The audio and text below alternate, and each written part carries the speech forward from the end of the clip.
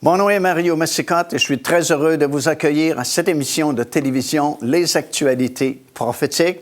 Bien, comme vous le savez, nous avons voyagé en Israël, différents endroits, différents lieux, afin de pouvoir filmer et vous montrer les endroits en Israël où les prophéties de la fin sont en train de s'accomplir. Et aujourd'hui, nous allons nous rendre dans la région de Qumran. Et la région de Qumran, vraiment, est réputée pour plusieurs raisons. Tout d'abord, c'est une magnifique région où nous avons une vue extraordinaire sur le désert et sur la mer Morte, qui est située juste en face de Qumran. Et c'est réputé aussi pour différentes autres raisons. Tout d'abord, on sait que c'est là où les Esséniens s'étaient réfugiés et avaient vécu dans cette région-là de Qumran juste avant la destruction du temple à Jérusalem. Vous savez, il y avait les pharisiens à l'époque, les sadducéens, mais il y avait aussi ce groupe qu'on appelait les Esséniens qui étaient vraiment très attachés au temple, respectaient beaucoup le temple à Jérusalem. Et à cause de leur spiritualité, ils avaient sans doute pressenti l'attaque des Romains sur Jérusalem et la destruction que le temple serait détruit un jour par l'armée romaine. Alors, ce qu'ils avaient fait, ils avaient caché, enfoui dans la région de Qumran beaucoup de choses précieuses, de trésors du temple, afin de les préserver de cette attaque des Romains. Et c'était vraiment une grande communauté d'Esséniens qui s'était établie dans la région. Et si vous avez l'opportunité de visiter Qumran encore aujourd'hui, on vous explique très bien comment cette communauté-là vivait à l'époque, retirée du monde dans cet endroit-là désertique. Et nous pensons fortement que Jean-Baptiste faisait partie de ces Esséniens-là qui vivaient dans cette région-là du désert à Qumran. Nous savons de toute façon qu'il avait été choisi par Dieu pour être ce prophète qui devait annoncer la venue du Seigneur et, comme la Bible nous le dit, préparer le sentier, le chemin du Messie qui devait arriver un jour. Et nous savons également que Jean-Baptiste était dans la lignée des sacrificateurs, des prêtres lévites, puisque son père était sacrificateur, Zacharie. Et vous savez, c'est lui qui avait eu cette vision alors qu'il avait été choisi par le sort pour faire le service à l'autel des parfums. Et alors qu'il était en train de s'acquitter de sa fonction, il y a eu cette vision-là. Un ange lui était apparu à la droite de l'autel des parfums et lui avait annoncé que sa femme qui était stérile était pour devenir enceinte et on devait appeler cet enfant-là Jean. Et c'est Jean-Baptiste, évidemment, qui, en principe, aurait dû être un sacrificateur lui aussi, parce qu'à l'époque, on était sacrificateur de père en fils. Mais Dieu l'avait choisi pour une autre mission, celle de prophète. Et on croit qu'il a grandi dans cette communauté-là essénienne à Qumran, et qu'un jour, il a ressenti que le temps était venu de quitter cette communauté-là pour faire son ministère dans le désert, dans un endroit qui est appelé dans la Bible Béthanie, au-delà du Jourdain. Et c'est là que Jean-Baptiste a commencé à prêcher la repentance à Israël, comme on l'a déjà partagé dans d'autres émissions de télévision. Mais c'est reconnu aussi Qumran pour la fameuse découverte des manuscrits de la mer Morte, comme on les a appelés. Et c'est dans une de ces nombreuses grottes que ce premier rouleau du livre d'Ésaïe a été retrouvé, alors que le gardien des petites chèvres de montagne avait perdu une de ses chèvres et puis il avait lancé des cailloux dans cette grotte qu'on appelle aujourd'hui la grotte numéro 4. Il a entendu une jarre qui se brisait. Il a grimpé, a monté et a découvert le fameux livre du prophète Ésaïe. Et c'était le point de départ de beaucoup de recherches qui ont été faites dans la région de Qumran. Et c'est ainsi qu'on a retrouvé tous les livres de l'Ancien Testament, sauf celui d'Esther. Et c'est une confirmation de plus que la Bible est vraiment authentique parce que ce sont les plus vieux documents que nous possédons aujourd'hui. Et c'est exactement ce que nous avons dans nos Bibles modernes. Alors, on se rend dans la région de Qumran pour en savoir davantage.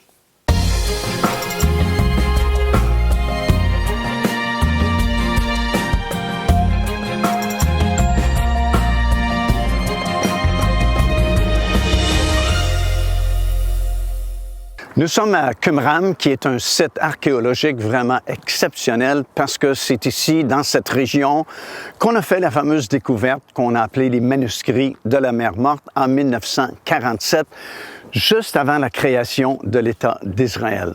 Mais c'est aussi un endroit exceptionnel parce que c'est ici que les Esséniens s'étaient établis alors qu'ils avaient fui Jérusalem parce que, bien sûr, à l'époque, il y avait beaucoup de corruption dans le système des prêtres, des sacrificateurs et le temple lui-même. Tous les services qu'on faisait au temple, c'était vraiment comme corrompu.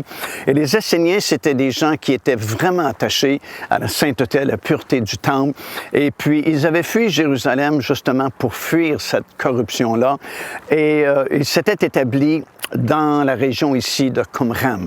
Et c'est pourquoi vous voyez encore beaucoup d'installations, les vestiges plutôt de ces installations des Esséniens répandus un petit peu partout ici dans la région. Vous voyez ces nombreuses grottes, sans doute, dans les falaises, dans ces montagnes, qui leur servaient d'habitation à l'époque. Et puis, vous avez les vestiges de toutes les installations qu'ils avaient, comme les cuisines, les bains rituels, les salles d'études, parce qu'ils écrivaient énormément aussi. Et c'est ici, finalement, que la tradition nous dit que Jean-Baptiste vivait et que le Seigneur l'avait choisi pour être son prophète qui préparait sa venue. Et comme on a déjà expliqué dans les émissions précédentes, un jour, Jean-Baptiste a ressenti l'appel de quitter le groupe ici qui vivait à Qumran pour se rendre un peu plus loin dans le désert de Judée jusqu'à cet endroit qu'on appelle Béthanie, au-delà du Jourdain, où Jean-Baptiste a commencé son ministère de prédicateur, vraiment, de prophète, et qu'il annonçait la venue du royaume de Dieu, demandait aux gens de se repentir parce que justement le royaume de Dieu était sur le point d'être manifesté dans la personne du Seigneur Jésus-Christ qui va suivre le ministère de Jean-Baptiste. Mais bien sûr, l'endroit est surtout reconnu pour cette grande découverte-là qu'on a appelée les manuscrits de la mer Morte. C'était tellement important que ça a été déclaré la découverte archéologique du 20e siècle. Et on a découvert à peu près tous les livres de la Bible, sauf de l'Ancien Testament, bien sûr, sauf celui d'Esther. Et on connaît probablement l'histoire de ce berger de chèvres de montagne qui faisait paître ses troupeaux ici dans la région, qui à l'époque appartenait à la Jordanie, c'était un territoire jordanien ici. Et on dit qu'il a perdu une de ses chèvres dans une de ces grottes que vous voyez derrière moi. Et puis souvent, ce qu'il faisait, c'est qu'il lançait des cailloux dans les grottes pour faire peur à l'animal afin qu'il puisse sortir, pour qu'il puisse le récupérer. Et c'est ce qu'il a fait dans cette grotte que vous voyez derrière moi, qu'on a appelée plus tard la grotte numéro 4, parce que c'est dans cette première grotte-là qu'on a découvert les premiers manuscrits. En fait, c'était le livre du prophète Ésaïe, parce que lorsqu'il a lancé ce caillou dans cette grotte, il a senti qu'il avait brisé comme quelque chose, parce qu'il s'est fait comme le bruit d'une jarre qui se brisait. Et effectivement, c'était une jarre qui s'était brisée sous l'effet de la roche qui l'avait atteint. Et le jeune berger a grimpé, monté dans cette grotte-là pour se rendre compte qu'il y avait un rouleau. Et plus tard, on a découvert que c'était le rouleau du livre Ésaïe. Et après vérification, on s'est rendu compte que c'était vraiment authentique. C'était parmi les premiers manuscrits du livre d'Ésaïe qui correspond exactement à ce que vous avez dans votre Bible aujourd'hui. Alors, c'est parmi les plus vieux parchemins que nous possédons aujourd'hui des documents de la Bible, des livres de l'Ancien Testament. Alors, ce jeune berger a vendu ce manuscrit. Il ne savait pas, évidemment, la valeur du document qu'il venait de découvrir, de trouver. Il a vendu pour quelques sous vraiment ce premier manuscrit à des revendeurs à Bethléem qui finalement l'ont vendu à d'autres personnes et c'est tombé bien sûr entre les mains des gens qui connaissaient la valeur de ce document qui aujourd'hui n'a pas de prix, évidemment, et tous les autres livres qui ont été découverts dans la région, dans les autres grottes que vous avez dans ces falaises, sont entreposés aujourd'hui dans ce qu'on appelle le musée du livre à Jérusalem. C'est une construction vraiment qui représente la jarre qui a été brisée par ce premier caillou lorsque ce jeune berger a lancé sa roche, parce que c'est en forme de cette jarre-là. Et à l'intérieur, vous avez tous les livres, tous les documents qui ont été trouvés ici dans la région de Qumran. Et ça a une valeur vraiment inestimable aujourd'hui.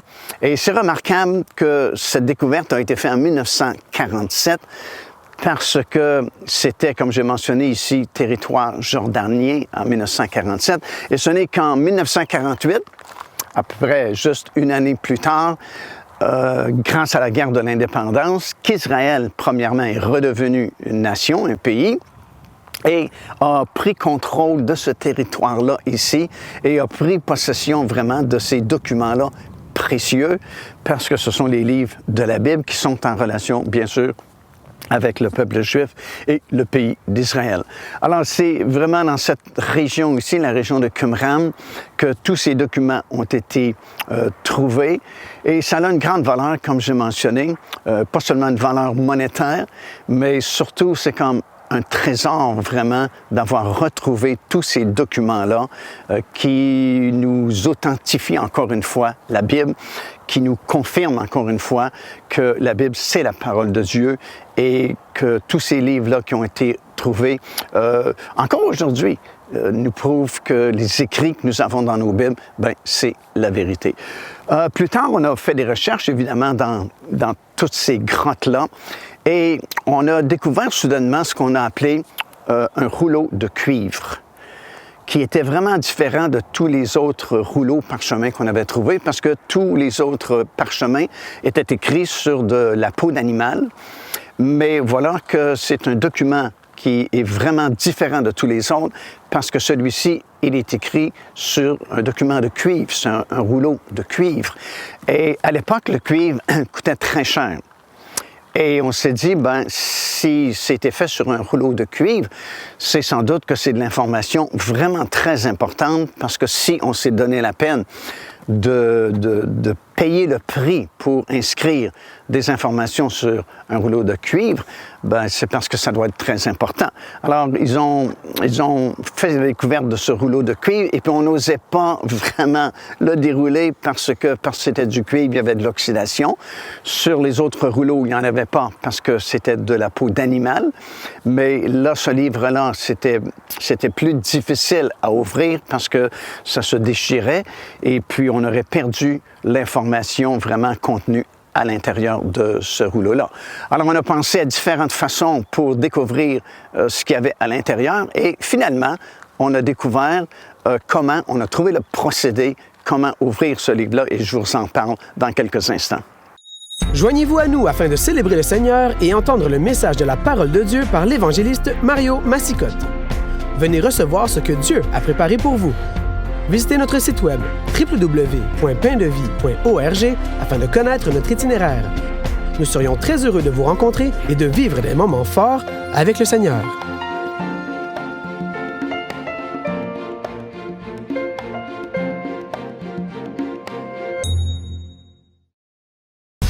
Devenez partenaire avec ce ministère par votre soutien financier et aidez-nous à planter le flambeau de l'Évangile à travers le monde entier. Vous recevrez un enseignement audio à tous les mois de la part de l'évangéliste Mario Massicotte, ainsi que notre bulletin de nouvelles prophétiques incluant des enseignements bibliques, des nouvelles du ministère et des commentaires sur les actualités prophétiques. Débutez dès aujourd'hui en visitant notre site web www.paindevie.org ou par courriel à info@paindevie.org ou en nous écrivant à Pain de Vie, casier postal 426 800, Square Victoria, Montréal, Québec, H4Z 1J7.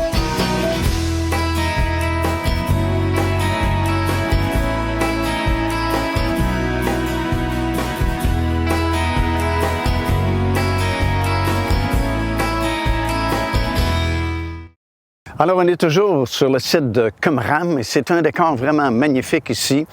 Derrière moi, vous avez ces grandes falaises ou ces grottes dans lesquelles on a trouvé ces manuscrits de la mer Morte. Juste en face de moi, vous avez la mer elle-même, la mer Morte. Et de l'autre côté, vous avez les montagnes de la Jordanie et vous avez le mont Nebo qui est juste en face de moi. De l'autre côté, le mont Nebo, c'est là où Moïse est mort et qu'il a été enterré. Et c'est l'endroit où le peuple d'Israël sortant d'Égypte s'était rassemblé pour traverser le Jourdain et finalement prendre possession du pays promis. Et c'est ici, comme je mentionnais dans la première partie de cette émission, que les fameux manuscrits de la mer Morte ont été trouvés.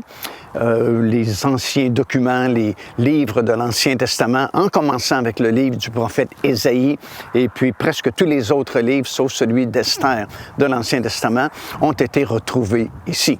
Mais comme j'ai mentionné en terminant la première partie, on a découvert aussi, quelque temps plus tard, un rouleau de cuivre. Et c'était vraiment très intriguant parce que le cuivre coûtait cher à l'époque et on se disait que l'information contenue dans le rouleau devait être très importante puisqu'on s'était donné la peine de l'écrire sur un rouleau de cuivre.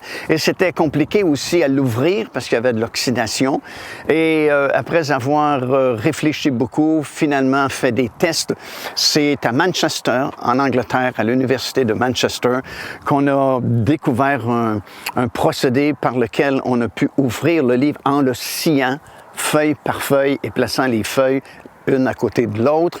Et on a découvert finalement que c'était des endroits où les Esséniens avaient caché de nombreux trésors du temple de Jérusalem, alors qu'ils avaient fui Jérusalem, avaient fui le temple. Ils avaient apporté avec eux plusieurs choses précieuses et ils avaient caché ces trésors-là dans la région ici. Et puis dans le rouleau de cuivre, il y avait 64 endroits où ils avaient caché ces trésors. Et c'est très intéressant. Si le sujet vous passionne, vous pouvez aller sur Internet et si vous cliquez sur Copper Scroll, ça vous donne des tas d'informations et l'estimation aussi de ces trésors qui sont cachés dans la région ici, qui se chiffre à plusieurs millions de dollars, évidemment. Alors, c'est bien sûr que ça a attiré les chercheurs du monde entier, des archéologues et des gens qui n'étaient pas archéologues, mais soudainement sont devenus archéologues pour essayer de retrouver ces trésors-là et faire du profit avec cela. Mais finalement, c'était très difficile à comprendre les indications données dans ce rouleau de cuivre où ils avaient caché, enfoui ces trésors-là, parce que, bon, on utilisait le langage de l'époque et puis c'était, je vous donne un exemple, par exemple, si c'était écrit à 10 pas de la montagne à Claude. Oui, bien, la montagne à Claude, c'est laquelle? C'est plein de montagnes ici dans la région. Alors, c'était très difficile à comprendre les directives qui étaient données dans le rouleau de cuivre, si bien que, malgré les nombreuses fouilles qui ont été faites dans la région, on a découvert que très peu de choses, finalement. Sauf que, pour nous, du côté biblique, c'est quand même intéressant parce que, finalement, on a découvert, grâce aux indications mentionnées dans le rouleau de cuivre, le parfum, un flacon de parfum qui était exactement la même composition du parfum qu'on offrait sur l'autel des parfums dans le temple à Jérusalem. Et surtout en 1982, on a découvert un flacon d'huile qui, après analyse, on a découvert que c'était exactement la même composition de l'huile sainte qu'on utilisait pour le service dans le temple à Jérusalem et pour oindre également les sacrificateurs, les prêtres et les rois surtout en Israël. Alors, après analyse, on s'est rendu compte que ça contenait les mêmes ingrédients de base que vous avez, par exemple, dans le livre d'Exode, dans le 30e chapitre. On parle de 5 ingrédients de base qui étaient utilisés pour formuler cette onction sainte. Et ça dit, après avoir énuméré les ingrédients, les principaux ingrédients de cette composition-là, qu'on prenait les ingrédients et c'était mélangé selon l'art du parfumeur. Et on apprend qu'à l'époque, les parfumeurs ajoutaient une autre huile qui venait d'un arbre qui s'appelait le balsamier. Et il n'y avait que 2 bosquets de ces arbres-là dans la région de En-Gedi, tout près d'ici, face à la mer Morte. Et cette huile était tellement pure dit-on qu'elle n'avait même pas besoin d'être raffinée. Et on dit que même Cléopâtre faisait venir cette huile-là d'Israël jusqu'en Égypte, tellement c'était une huile de qualité supérieure. Et il n'y avait, comme j'ai dit, que 2 bosquets dans la région d'En-Gedi, et c'était tenu secret. On a même récemment, dans les fouilles archéologiques à En-Gedi, découvert une pierre sur laquelle il y avait cette inscription « Malheur à celui qui révélera le secret du village ». Alors, c'était vraiment quelque chose de particulier et on ajoutait cette huile de balsamier à ces 5 ingrédients de base et c'est avec cette onction-là qu'on couronnait, on faisait le couronnement des rois en Israël, de telle façon que tous les rois d'Israël ont été oints avec cette composition de ces ingrédients de base plus l'huile de balsamier. Mais lorsque les Romains ont envahi Jérusalem et ont détruit le temple, on a brûlé les 2 seuls bosquets qu'il y avait à En-Gedi, de peur que cette huile tombe entre les mains des Romains. Et depuis l'an 70, cette huile n'existait tout simplement plus. Cependant, la Bible dit que le roi des rois, qui est le Seigneur Jésus-Christ, c'est le seul roi qui n'a pas été reconnu en Israël comme roi. C'est le seul roi qui n'a pas été couronné comme roi en Israël. Et on n'a plus la composition de l'huile comme c'était fait dans l'Ancien Testament. Et pourtant, la Bible nous affirme qu'un jour, dans le livre de Daniel, le Seigneur Jésus-Christ sera couronné roi en Israël. Et ce flacon-là qu'on a retrouvé contenait exactement ces mêmes ingrédients, plus l'huile de balsamier.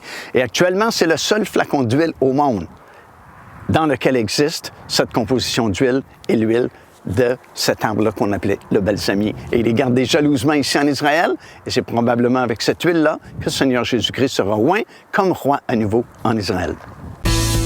Procurez-vous cet enseignement disponible dès maintenant sur notre site web au www.paindevie.org. En visitant notre boutique web, vous pourrez commander ou même télécharger les enseignements. Vous trouverez aussi plusieurs autres produits contenant des centaines de sujets pour votre édification.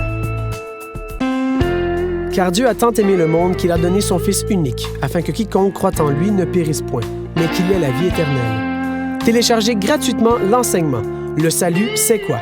en visitant notre site web www.paindevie.org et recevez la grâce merveilleuse que Dieu vous offre.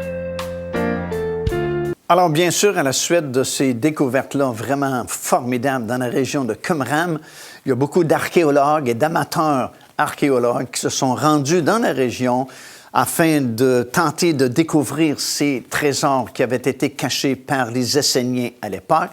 Et comme on l'a entendu au cours de cette émission, en réalité, il y a très peu de choses qui ont été retrouvées jusqu'à présent parce que c'est pas vraiment facile de comprendre les directions données dans ces parchemins-là qu'on a retrouvés, si bien qu'il y a très peu de choses qu'on a découvertes jusqu'à présent. Et il y a ce fameux archéologue du nom de Wendell Jones qui est décédé il y a quelque temps passé, mais qui a travaillé pendant plusieurs années dans la région de Qumran, fouillant ces grottes-là, ces cavernes-là et toute la région de Qumran. Et il pensait bien découvrir beaucoup de choses. En fait, tout ce qui a été découvert jusqu'à présent, c'est le parfum, la composition du parfum qui était offert sur l'autel des parfums dans le temple à Jérusalem. Et surtout, comme on a mentionné, ce flacon d'huile qui contenait exactement la composition de l'huile sainte telle que décrite dans la Bible, dans Exode, le chapitre 30, huile qu'on se servait au temple, exclusivement au temple à Jérusalem, et surtout lorsqu'il y avait le couronnement d'un roi en Israël. C'est quand même important au point de vue prophétique. Mais Wendell Jones, qui a travaillé pendant plusieurs années dans la région, fouillant tout le territoire de cette région-là, pensait bien, par exemple, découvrir les cendres de la dernière génisse rousse qui avait été offerte en sacrifice au temple en Israël pour permettre justement la continuation des sacrifices lorsque le 3e temple sera reconstruit. Parce qu'évidemment, en l'an 70, lorsque les Romains ont détruit la ville de Jérusalem et ils ont brûlé le temple, on a perdu la trace de ces cendres de la dernière génisse rousse. Et on sait que ces cendres-là servaient à la purification en Israël, mais surtout à la purification des sacrificateurs, afin de leur permettre de débuter une nouvelle année ayant été purifiés avec les cendres de la génisse rousse qui étaient offertes pour ce sacrifice-là. Et bien sûr, ces cendres ont disparu et personne ne les a retrouvées depuis. Et l'archéologue Wendell Jones pensait bien redécouvrir ces cendres-là dans la région de Qumran, mais finalement, on ne les a pas trouvées et on a oublié la chose. Mais comme on a déjà partagé au cours des émissions de télévision les actualités prophétiques, aujourd'hui, on sait comment faire le croisement de certains animaux afin de produire ce type d'animal qui est conforme aux instructions que nous avons dans la parole de Dieu. Dans Nombre, chapitre 19, par exemple, où on vous parle du sacrifice de la génisse rousse.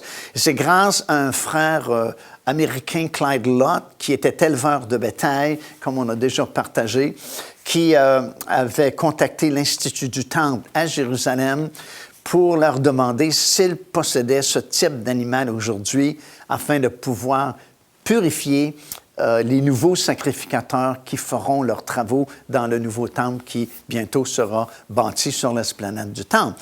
Et le rabbin qui était en charge, et qui est encore en charge aujourd'hui de l'Institut du temple, avait voyagé aux États-Unis, dans le sud des États-Unis, au ranch de ce frère-là, afin d'en savoir davantage et grâce à certaines expériences qu'ils avaient faites à cette époque-là, bien, il y a une première petite génisse rousse qui était née dans un kibbutz ultra-religieux dans le nord d'Israël, il y a quand même une quinzaine d'années maintenant, qui a été disqualifiée depuis parce que certains poils blancs étaient apparus sur son corps et selon la Bible, elle doit être d'un roux uniforme.